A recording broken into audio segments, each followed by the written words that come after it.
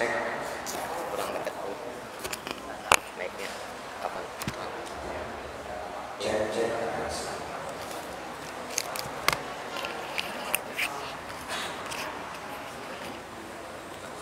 Ya.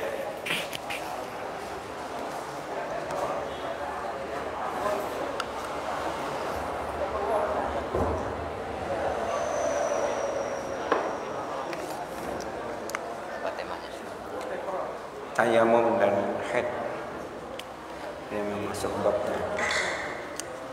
Baik, jemaah, sebelum kita mulai, niatkan hati pertama untuk ibadah, kedua kita menunggu sholat isya sembari belajar. Mudah-mudahan dengan niat tersebut pahala mengalir untuk kita buka.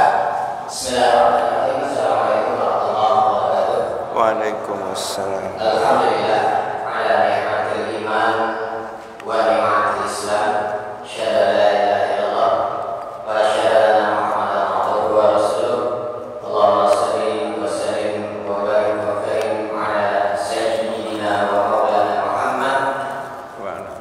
Alhamdulillah rabbil alamin. Hari ini kita panjatkan kepada Allah Subhanahu wa taala.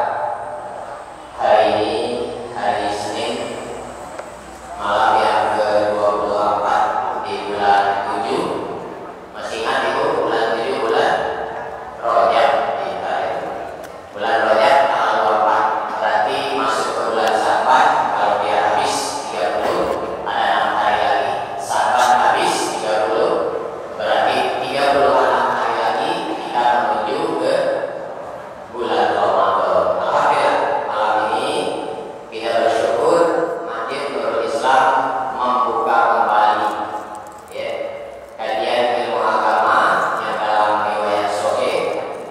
Ini taman-taman surga ya. Kemudian malaikat mencatat kita dan kita dibanggakan oleh Allah, nama-nama kita di hadapan para majelis malaikat. Alhamdulillah hari ini atau malam ini kita buka kembali dengan tujuan satu, mencari ridha Allah. Bagaimana caranya mencari ridha Allah? Tatkala kita beramal, amalnya sesuai dengan tuntunan Baginda Sallallahu Alaihi Wasallam. Kok bisa karena kita belajar. Alhamdulillah Ustaz Arif, semalam saya calling masih di Batam ya Ustaz ya? Masih di Batam. Pak Fadli kok Ustaz? Nah, alhamdulillah. Tadi sore saya telepon dari angkat-angkat. Maaf dapat saya. Alhamdulillah beliau memikirkan majelis kita. Beliau sampai sebenarnya masih capek, tapi dengan izin Allah capeknya beliau nanti diganti dengan surga untuk mengajari kita semua. Alhamdulillah malam ini malam perdana. Kemudian insya Allah Senin depan materi fikih Toharoh Ustaz Ahmad Ghazali. Kemudian ke depannya lagi fikih juga, fikih sholat Sayyid Sabiq, Ustaz Doni Sastrawan. Kemudian ke depannya lagi materinya amalan-amalan sunnah. Ustaznya nanti kita baru kenal, Ustaz Biogen Akbar LCMA. Nah, mantap. Insya Allah kita niatkan dari sekarang kita akan hadir di setiap pertemuan. Mudah-mudahan tatkala kita meninggal besok kita sudah tercatat ingin menghadiri majelis-majelis ilmu. Baik jemaah sekalian, perkenalkan saya mewakili teman-teman panitia pembangunan Masjid Nurul Islam. Ustaz, tinggal beberapa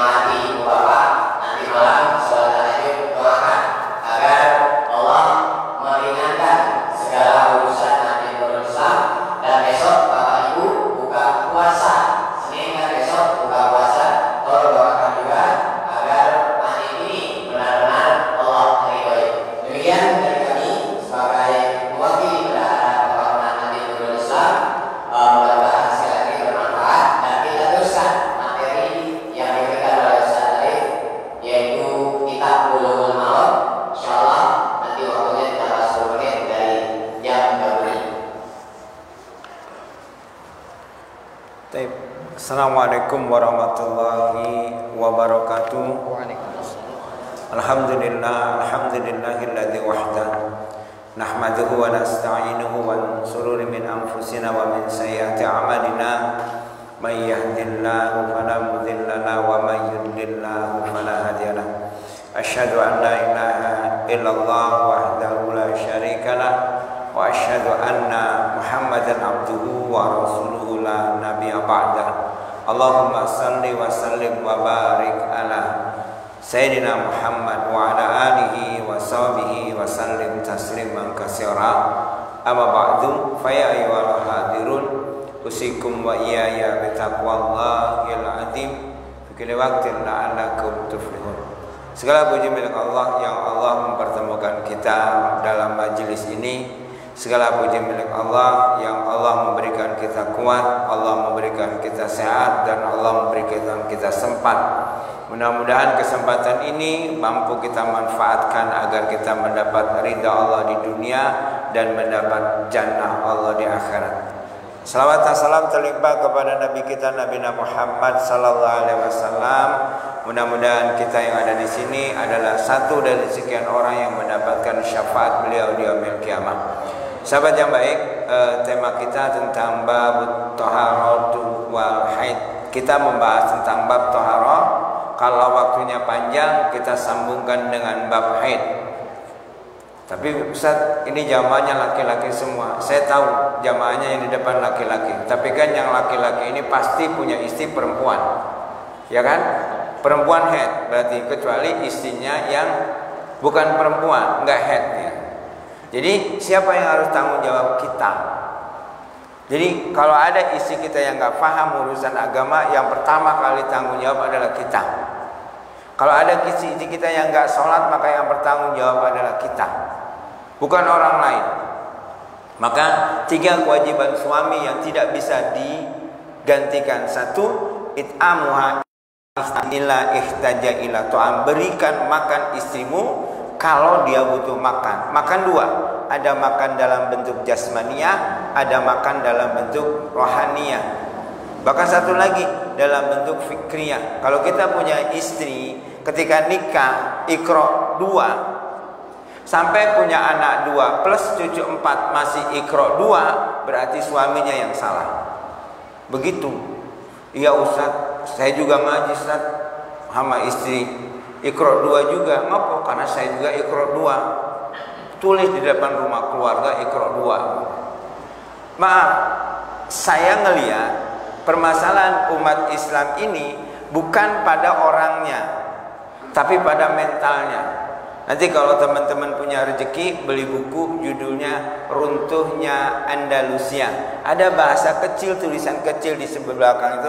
Orang-orang non-muslim membuat umat Islam bagaimana mereka bermental ayam padahal mereka elang. Kita ini elang. Dalam surat Ar-Rahman, kalau kau mampu menembus langit, maka tembuslah. Kalau kau mampu, berarti Allah itu memberikan kesempatan kita untuk menembus apapun yang kita mampu. Kok kesana Ustaz? Enggak apa-apa. Lagi pengen ngomong kesana ya. Saya kemarin malam tuh pagi itu dari Bangka Belitung, daerah Sungai Mesu. Sungai Mesu itu Pangkal Pinang lewat dikit. Terus ke sini pulang hampir subuh. Kemudian pulang itu tidur, teler.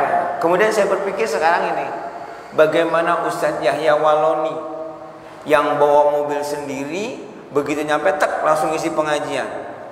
Saya ngopi banyak, yang bawa mobil orang lain, saya tidur.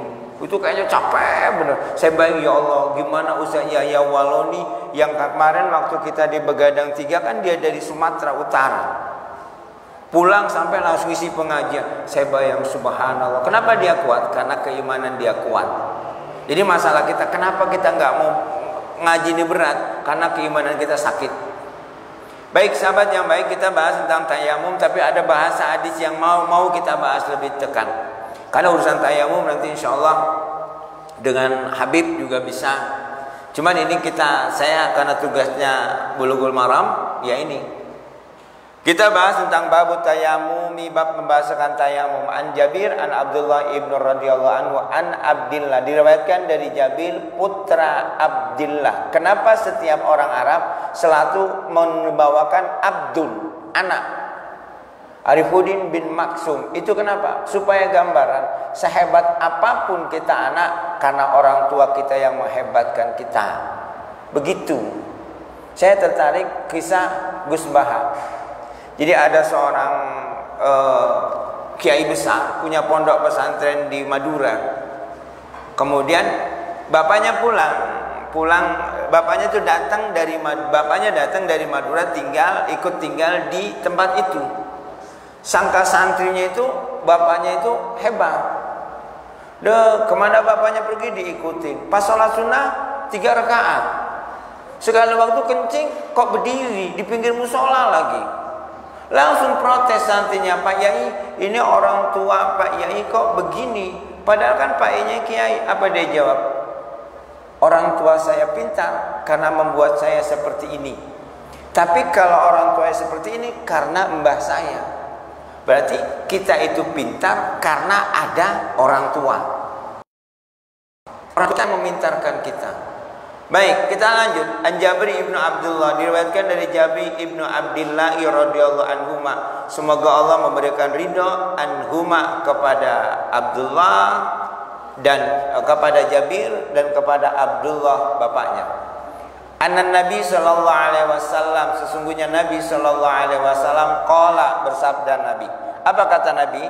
U'titu, aku diberi khamsan 5 lam yu'tahunna, yang tidak diberikan ahadun qabli, kepada salah satu selain aku, sebelum aku. Artinya Nabi mengatakan ada 5 hal yang Allah berikan kepadaku yang tidak diberikan kepada sebelumku. Siapa sebelum Nabi? Berarti Nabi sebelum Nabi Muhammad sallallahu alaihi wasallam. Ini kekhususan punya umat Nabi Muhammad sallallahu alaihi wasallam. 1, nasartu birru'bi masiran syahri. Aku diberikan 5 hal yang belum pernah diberikan kepada seorang nabi pun sebelumku. 1, aku ditolong, diberikan rasa takut kepada musuhku sejauh perjalanan sebulan. Bahasanya, aku ditolong oleh Allah, rasa takut. Jadi musuh Islam itu, musuh umat Nabi Muhammad itu rasa takut. Berarti kalau berbicara musuh kepada umat Nabi Muhammad, berarti umat kepada kita. Allah itu memberikan rasa takut kepada musuh-musuh muslim. Jaraknya 1 bulan. Ini jarak 1 bulan. Nanti ini jadi bahasan hadis kita. Kalau jalan, biasanya orang dulu jalan tuh siang. Oke, kita ambil 12 jam. 12 jam. 1 jam itu kalau perjalanan normal, jalan biasa 4 kilo. Jadi kalau jalan 4 kilo kali 12 kali 30, kebayang panjangnya jaraknya. Jadi orang kafir itu, musuh Islam itu takut kepada umat Islam dengan jarak yang ratusan kilo, mungkin ribuan kilometer. Tapi kenyataannya sekarang yang pakai jenggot dibilangin teroris, yang pakai jubah kardun. Ngomong hadis udah Pak, nggak usah ngomong hadis terus.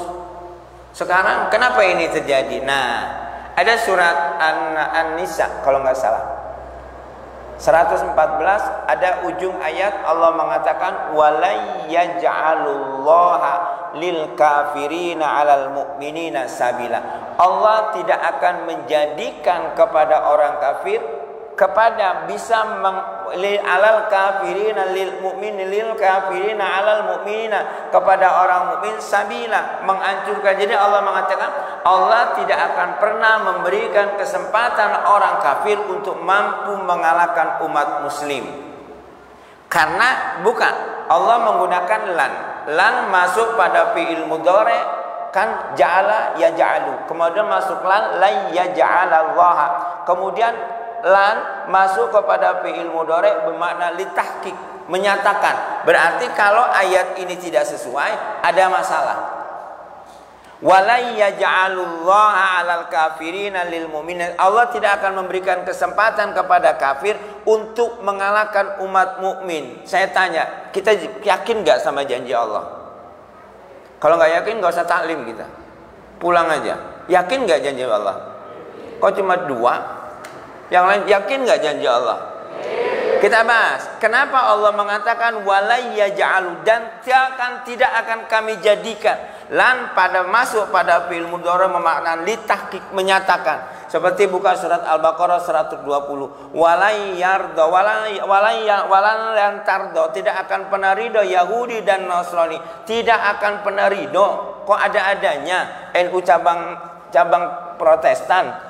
Sudah Allah mengatakan tidak akan pernah ridho, berarti kata-kata tidak selamanya tidak akan pernah ridho. Sampai kapan? Hatta tatabi'a milatahum, sampai kalian ikut gaya hidup mereka. Milah bukan agama, milah gaya hidup. Oh bolehlah dia pakai jubah, tapi ulang tahun. Ini bukan ulang tahun Ustaz, tapi milad, pakai lilin. Suruh doa lagi, Dok, mau minta apa Dok? Kata Doknya, minta Oppo. Padahal doa itu, gaya hidup itulah gaya, nggak penting. Orang pakai jilbab besar, tapi kelakuannya. Sekarang kan emak-emak pakai jubah juga TikTok. Wong edan nih kata saya bilang. Nggak penting jubahnya, jangan TikToknya gitu loh. Nggak TikTok Ustaz, cuman goyang, silitnya nanti-nanti gitu loh. Maaf, ini bahasa. Ayat hadis ini satu ini. Rasulullah mengatakan Allah itu memberikan, menolong kepadaku, memberikan rasa takut kepada musuhku jauh perjalanan 1 bulan. Kalau kepada musuhku berarti kita adalah umat Nabi Muhammad, berarti umat Nabi Muhammad ini Allah memberikan rasa takut kepada musuh umat Nabi Muhammad sejauh perjalanan 1 bulan. Dan janji Allah, walai yaj'alullaha lil kafirina 'alal mu'minina sabila, dan Allah tidak akan memberikan kesempatan umat kafir untuk mengalahkan. Dan inilah yang ditanyakan oleh orang Talis kepada Syekh Syuaibi. Dikatakan, ya Syekh Syuaibi, kau yakin pada ayat Allah? Yakin? Bagaimana ayat Allah yang mengatakan walai yaj'alullaha, Allah tidak akan memberikan kesempatan orang-orang kafir mampu mengalahkan orang mukmin? Apa jawab saya? Betul, kami ini bukan masuk dalam orang yang mukmin, tapi masih masuk dalam orang yang muslim.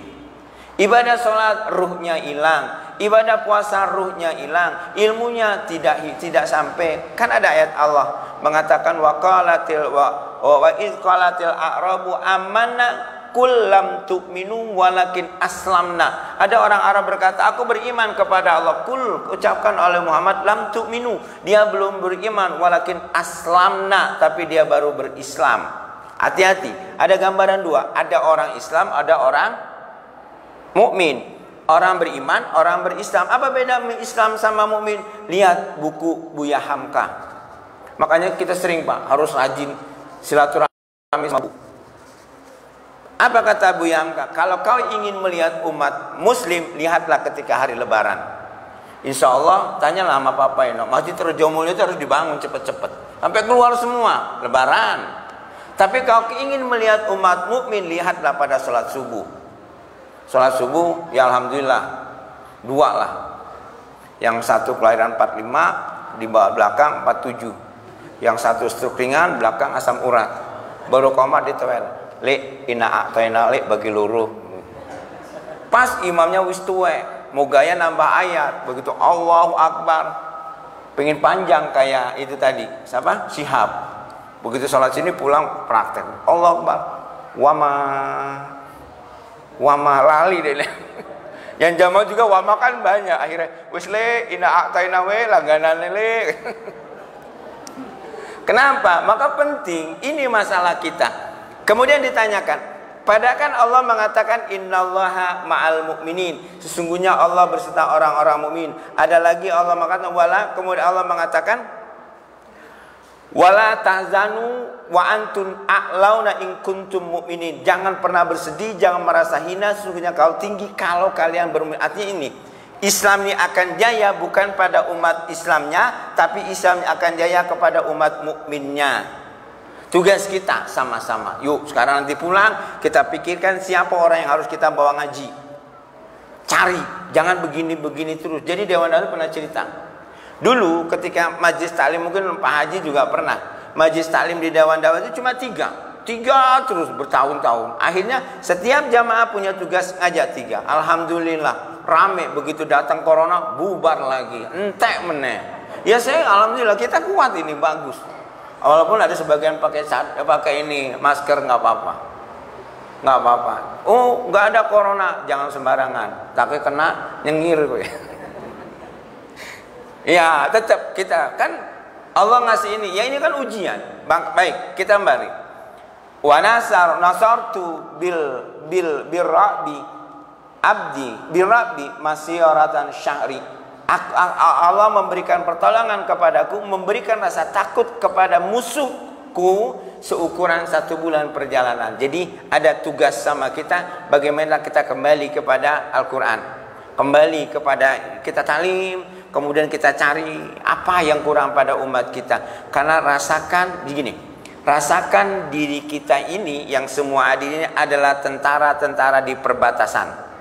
Kita mundur, musuh masuk dari kita. Jadi capek, wajar. Nggak ngerti-ngerti ngaji Pak, nggak apa-apa. Karena kita ngaji cuma 45 menit.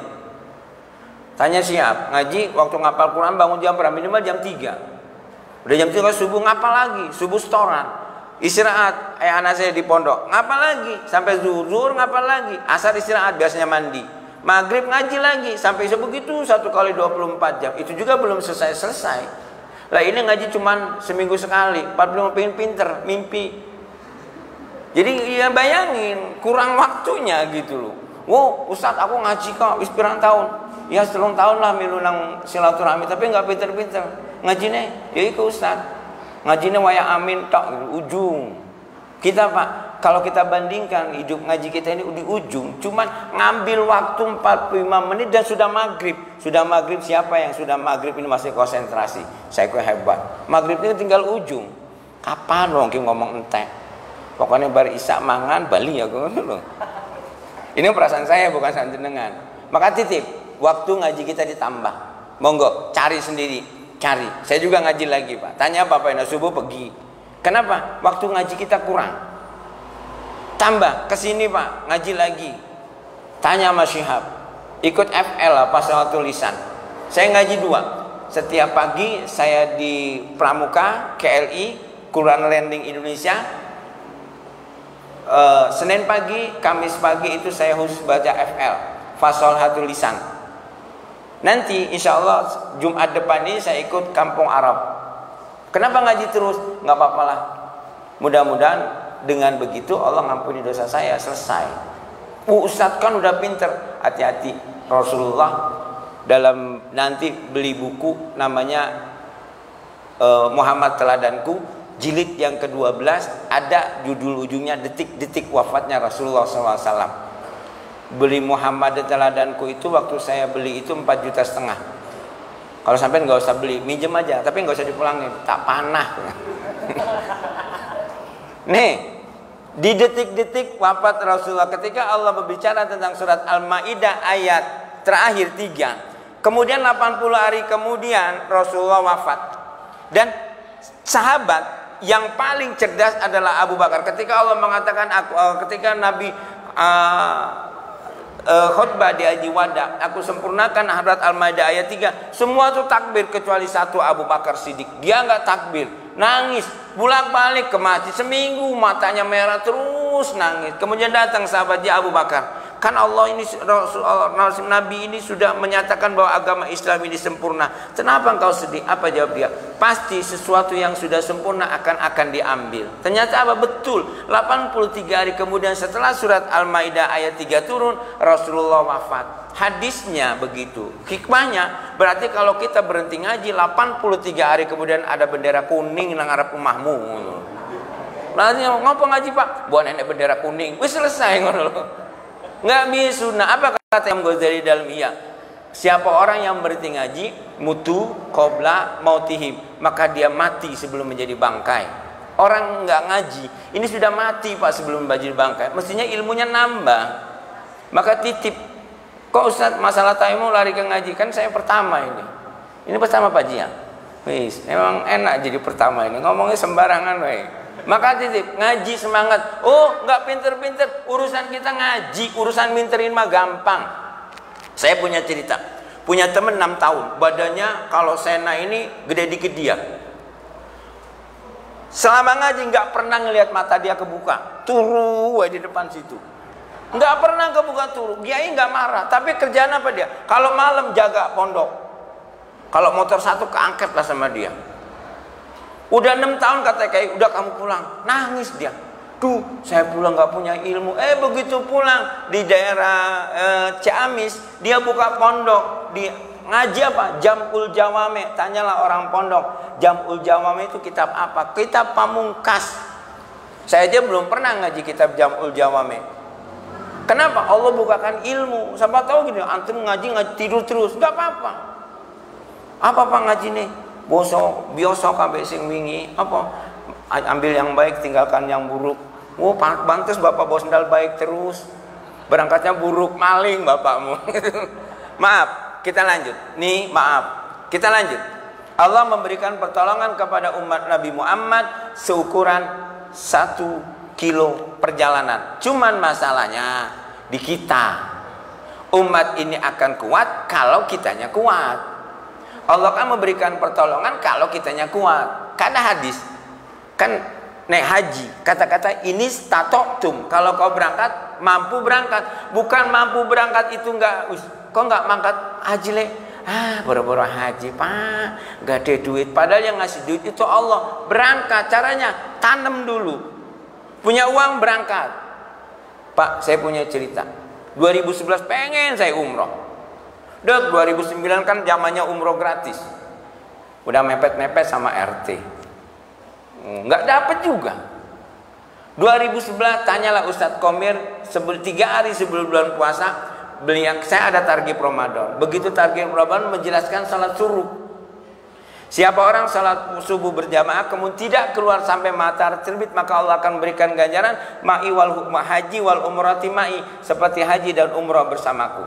Kemudian saya berpikir dalam otak, kalau saya kerjain 1 bulan dari tanggal 1 Ramadan sampai tanggal 30 Ramadan, masa sih Allah nggak berangkatin saya umrah? Kok begitu Ustaz? Oh iya saya kerjain. 2011 lihat lebarannya hari Rabu. Hari Rabu lebaran sudah punya buat rumah di sini. Pulang saya ke rumah. Kata abah saya, rumah kamu udah rampung Rip. Alhamdulillah bata merah. Terus lantai masih lantai kasar. Air sudah ada, listrik sudah ada. Ya udah kata abah saya, kamu habis ini salaman pulang. Nanti Jumat langsung pindah. Saya orangnya kalau kata orang tua nggak milih 2 kali. Berangkat pulang. Baru sampai pulang, istri saya nanya, ada apa kak? Udah pulang sebelum. Sangkanya saya dimarahin sama orang tua. Ada apa sih kak? Enggak, saya bilang. Pulang, sekarang ngepak. Jumat pindah. Ternyata betul. Begitu saya pindah, tanggal 3 Syawal pindah, ternyata ada hikmahnya. Kenapa? Kue saya utuh. Teman-teman ke sana pindah ke sana. Utuh ternyata 1 nikmatnya. Takdir Allah. Saya ngajar di warung stik. Saya yang terakhir. Di warung stik itu ada namanya Gerbek Sawal, acara Gerbek Sawal. Diundi umroh. Saya yang berangkat. Hari Ahad ditelepon, Ustadz berangkat Ustadz. Masya Allah, itulah takdir Allah. Jadi kata-kata tatotum bukan berarti kita nunggu, bergerak. Wah, kok nggak ikile, nggak berangkat haji, nggak ada duit, nggak, kita itu nggak bakal punya duit, nggak. Cara ya udah, malam itu yang pernah saya ceritain. Malam baca surat Yasin, duha baca surat Kulhu, ya siang, ya bawa surat tanah. Insya Allah mangkat. Tawar-tawarin. Enggak, ada gini loh. Kata-kata tata ini statotum berarti bukan nunggu loh, bergerak. Oh, kalau kita nggak mampu secara hitungan manusia, ya begituan Allah. Kemudian saya berpikir, kan ada hadis bahwa siapa orang yang berdoa di hijri Ismail, maka Allah akan mengijabah doanya. Saya berpikir saya harus masuk di hijri Ismail. Saya doa, kemudian doa sama Allah, ya Allah, 5 tahun lagi izinin saya berangkat umroh. 2017 diajak umroh. Ustaz, mau umroh nggak Ustaz? Sama ada satu perusahaan, karyawan saya berangkat umroh 3, Ustaz nemenin ya. Jangan langsung jawab iya, gengsi. Nanti Pak, pikir-pikir, ya udah ganti Ustaz lain. Jangan Pak, oke lah gitu. Ternyata apa? Allah nggak berangkatin. Sudah itu saya berdoa sama Allah, ya Allah, saya bilang sama istri 2017 kita harus daftar umroh, daftar haji. Dari mana duitnya? Nggak tahu. Tanggal 17 di bulan 12 2017 saya daftar haji. Dan cash dari mana? Nggak tahu. Maka gini, maaf, kata-kata ini statotum ini jangan jadi alasan kita untuk tidak mampu. Bergerak dulu. Kan kita bergerak, Allah tambah. Maka Allah menjanjikan walladzina ja'adu fina lanadiyanahum subulana. Siapa orang-orang bersungguh-sungguh. Nah, kata-kata yang pertama kita buat adalah sungguh-sungguh. Lanadiyanahum subulana. Allah akan bantu. Apa sih hidupnya yang enggak dibantu sama Allah? Ustadz Arif mobil anyar, tanyain Mas Andi. Saya dari mana? Ya Allah sendiri enggak tahu. Enak enggak? Wih, enak tenan. Coba maka tunggu kali ya. Enak nggak? Jelas beda. Dari mana itu? Saya nggak tahu. Pokoknya saya doa ya. Nanti doain. Insya Allah saya 4 orang berangkat umroh. Saya, istri, anak. Insya Allah. Kapan Ustaz? Ya ini takdir Allah. Kok diceritain? Saya tertarik. Terus terang. Yang saya pelajarin sama Pak Haji Abdullah itu satu. Masjid ini kan termasuk cepat ya. Cepat. Kenapa? Selalu ngajak musyawarah. Milih. Itu kan maaf. Keramik, nih keramik warna apa? Saling gini saya. Kok Ustadz nggak komen? Saya boro-boro warna, nggak ngerti saya kalau urusan begini. Makanya saya menang, bukan ahlinya gitu loh. Tapi apa? Ngajak orang bersama-sama itu menangnya ini. Kalau kita kan rata-rata tampil masih menang wae kue.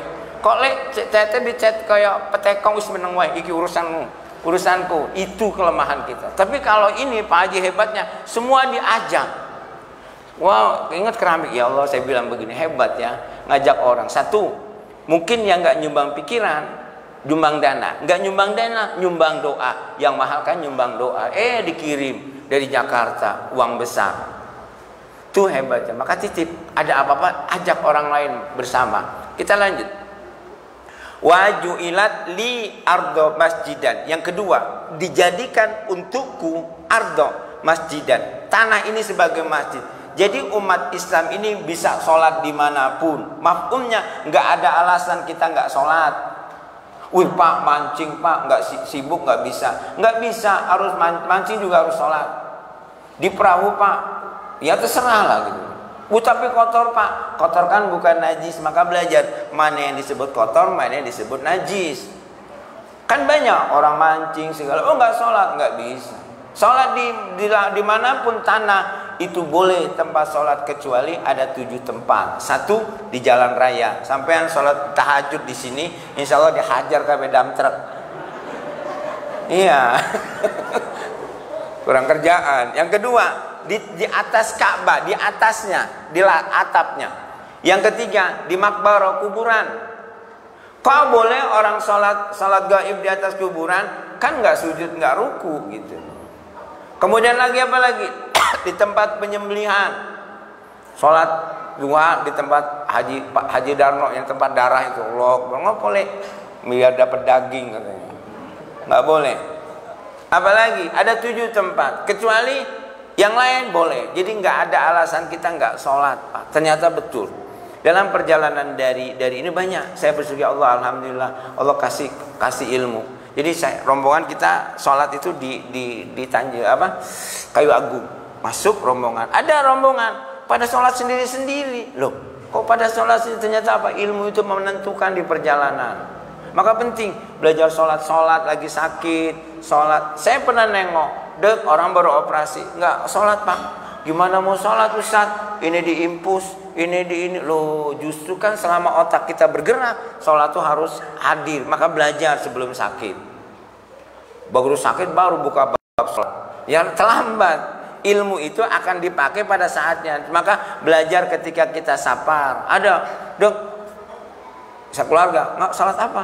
Sholat sunnah qabla zuhur. Saya bilang, orang sholat aja boleh jamak. Dagi sapar itu boleh jamak, boleh dijamak, boleh dikosor, boleh dijamak. Sunnah mah nggak usah dikerjain. Maka inilah hadis Rasulullah. Siapa orang yang melakukan pekerjaan sunnah, misalnya bapak-bapak baca Quran ibadah asar, sholat sunnah, kemudian sekali waktu terhalang secara syar'i sakit, dalam perjalanan, maka waktu itu Allah menghitung seperti kita melakukan pekerjaan-pekerjaan itu. Maka titip punya amalan. Oh, salat salat sunnahnya dikerjain, duhanya dikerjain ketika di rumah. Ketika kita terhalang secara syar'i perjalanan, maka Allah tetap memberikan ganjarannya. Itu enaknya. Kemudian wa tahuran fa inna marajul adraku salatu fa yusalli. Kemudian dan alat bersuci, maka siapapun menemui waktu hendaknya ia segera sholat. Jadi tidak alasan kita tidak sholat. Baik, kita lanjut. Wa ju'ilat turabuha lana tahuran wa idzal lam yajidul ma. Dan dijadikan tanah-tanah untuk kami tahuran itu sebagai alat bersuci. Jadi hanya umat Nabi Muhammad lah bahwa tayamum ini ada. Bagaimana cara tayamumnya Ustaz? Ya pakai turab, pakai tanah. Menurut Imam Syafi'i tanahnya ditumbuk. Kemudian yang kedua, ada yang berpendapat debu yang nempel. Wah, pas lagi umrah naik pesawat nggak ada debu insya Allah. Gimana caranya? Maka pendapat imam yang lain mengatakan semua yang dibuat dari tanah. Jadi kita tayamum di jok pesawat itu ngambil pendapat semua yang terbuat dari tanah. Kemudian ada yang mengatakan turab itu semua yang menempel di bumi. Pohon juga bisa tayamum berarti. Jadi begitu. Jangan begitu umroh bawa tanah kita. Woi, ngapa? Tayamum. Buka dia. Insya Allah di kampung-kampung ini. Nah, makanya boleh nggak kita pindah fikih, pindah pendapat? Boleh kalau darurat seperti gini. Bersentuhan laki-laki dan perempuan itu batal. Betul. Dalam keadaan normal. Lah kalau panjenengan umrah atau haji pas tawaf batal wudu meneh terus 3 hari bolak-balik. Akhirnya di plastik. Nah, kenapa? Karena kalau tawaf nanti orang tuh berjubel. Ya memang begitu senggolan. Saya kenangan lagi jalan, saya kan baca buku. Opo, katanya ketek wong Arab, ayo kotak wong Afrika. Mentang-mentang aku cilik ngene deh. Wah, ampun. Kenapa? Ya itulah. Makanya belajar. Baik, kita lanjut. Wa an Umar ibnu Yasir, diriwayatkan dari Umar ibnu Yasir, ba'asani Nabi sallallahu alaihi wasallam fil hajamah. Sekali waktu aku diutus Nabi, aku mengutus suatu keperluan lalu aku junub dan tidak mendapatkan air, maka aku bergumul di air. Gini, sahabat ini bercerita, aku tuh diutusan Nabi, tapi aku junub.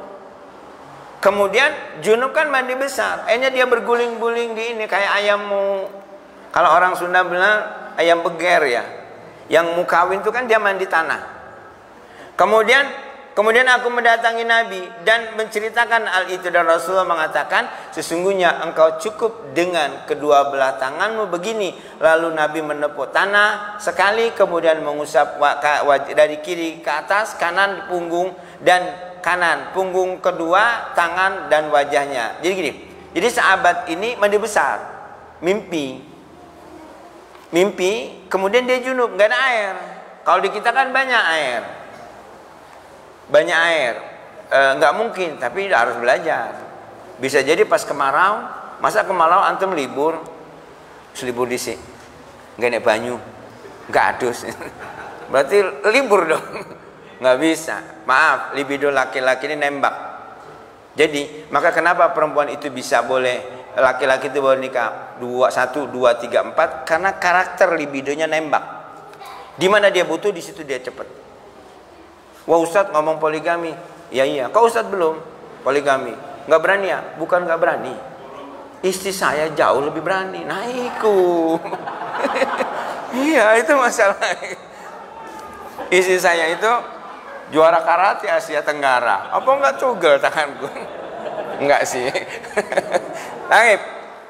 Kemudian apa kata Rasulullah? Sesungguhnya engkau cukup dengan kedua belah tangan. Artinya apa? Kalau kita junub pas nggak ada air, datang waktu sholat, maka boleh dengan tayamum. Bagaimana cara tayamum? Ya, pukul, ngusap, kemudian ngusap muka, ngusap tangan. Ya udah, kok nggak kaki? Ini kan dalam keadaan darurat. Dan keadaan darurat ini boleh dilakukan ketika sudah waktu masuk sholat. Misal gini, kita nih nggak ada air. Daripada nganggur nunggulah jam 11 masuk masjid. Tayamum nggak bisa. Adanya tayamum itu karena ada darurat. Jadi nunggu adzan baru kita tayamum, dan hanya untuk satu waktu sholat. Waktu sholat, cuma sunahnya, sunah nggak masalah. Tapi kalau wudu boleh. Misalnya bapak wudu dari subuh sampai isya nggak batal-batal. Insya Allah masuk rumah sakit pak, nggak ngising, nggak nguyuh, nggak ngentut. Jadi ngising nguyuh itu nikmat. Makanya jangan batal wae, nggak apa-apa. Nikmat Allah itu baik. Ini dia menepuk tangan dengan kedua tangannya, kemudian meniup, lalu mengusap wajah dan kedua dorbatani, dua pukulannya. Habis ini ditiup dulu, atau begini kalau orang tuh. Nah, kenapa? Takut di sini ada pasir, diginikan. Ditiup. Kalau hadis ini ditiup. Kalau ada yang mengatakan diginikan. Takut ditiup pas kita habis makan jengkol. Pas jengkolnya di sini. Taib, kita lanjut. Wa Ibnu Abdullah wa Abi Ibnu Umar, diriwayatkan dari Ibnu Umar radhiyallahu anhu maqala Rasulullah sallam, ayat at-tayammum, tayamum darbatani, dua pukulan. Wa darbatun lil wajhi, satu pukulan untuk wajah, wa darbatun li yadaihi ila mirfaqihi, dan satu pukulan lain dari tangan sampai siku, dari tangan sampai siku. Rawahu Daruqutni, diriwayatkan dari Daruqutni. Jadi muka baru tangan. Baik. Kemudian dari Rasulullah SAW, tanah itu merupakan alat wudhu bagi orang Islam. Meskipun dia tidak menjumpai air sehingga 10 tahun, maka dia telah mendapatkan air dan ia bertakwa kepada Allah menggunakan air itu untuk mengusap kulitnya. Maksudnya apa? Salah satu yang menyebabkan batal tayamum, kalau kita, maka dalam fikih Syafi'iyah itu, kalau orang mau wudu kemudian nggak ketemu air, maka dia berjalan dulu ke utara sekira-kira, kemudian nyari air nggak ada, maka dia sholat. Begitu sedang sholat, salah satu temannya nemu air yang seukuran itu bisa untuk jalan, maka dia batal wudunya karena nggak ada air. Nah, gitu. Taib.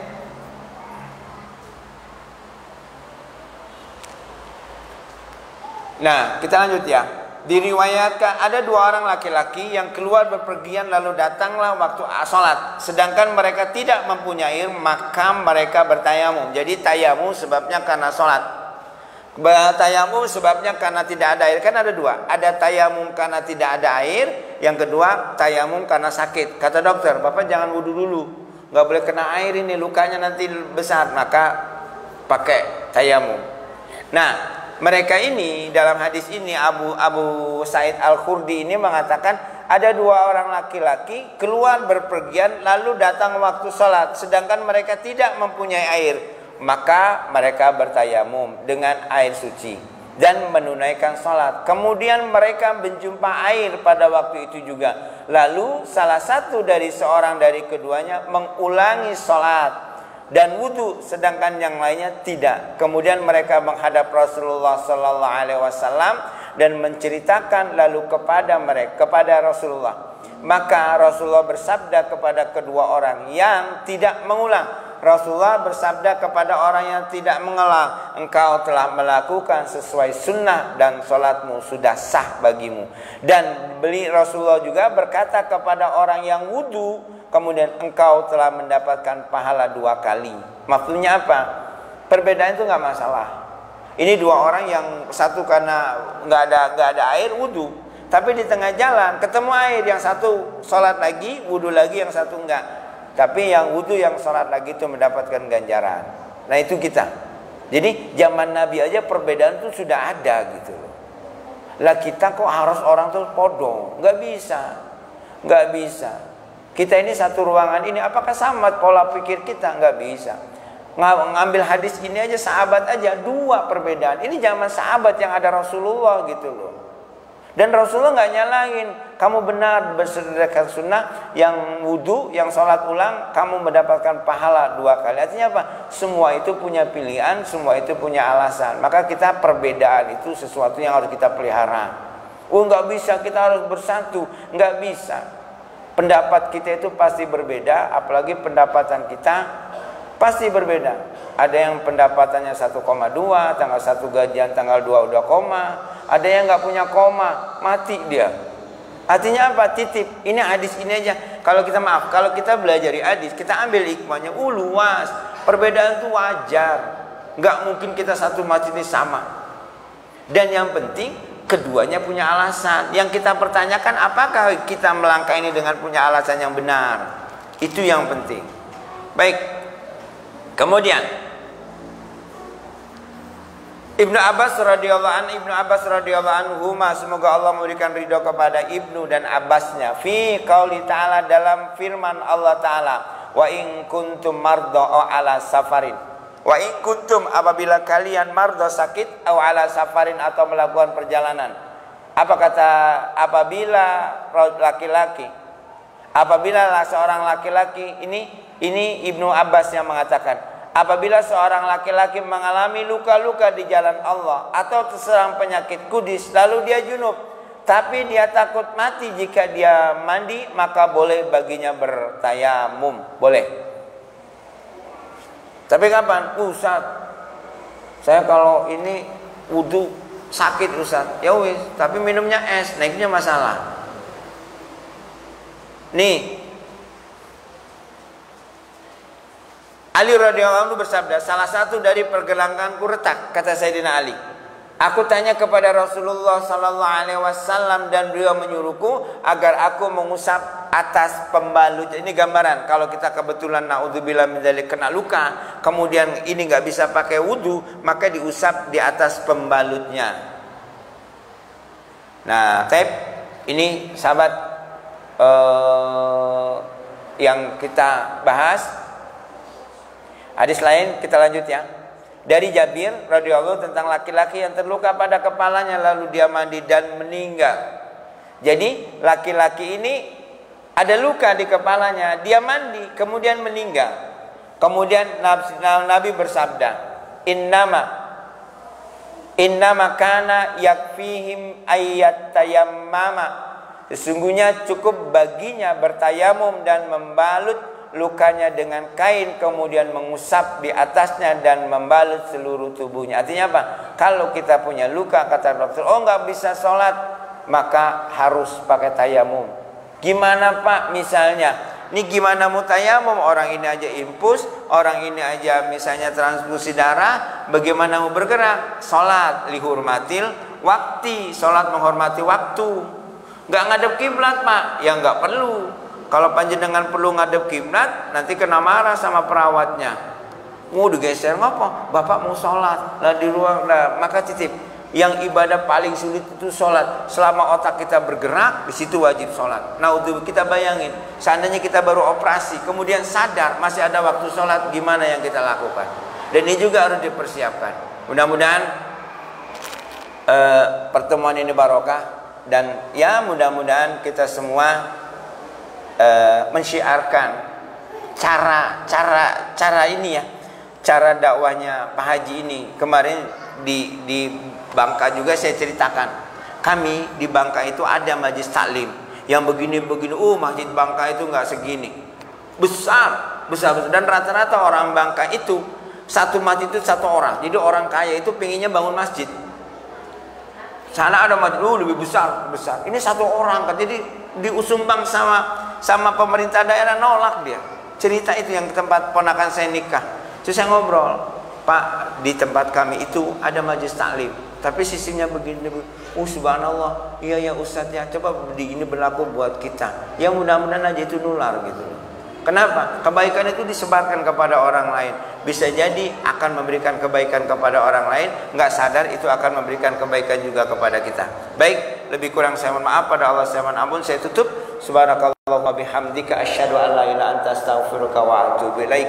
Wabillahi taufiq wal hidayah. Wassalamualaikum warahmatullahi wabarakatuh.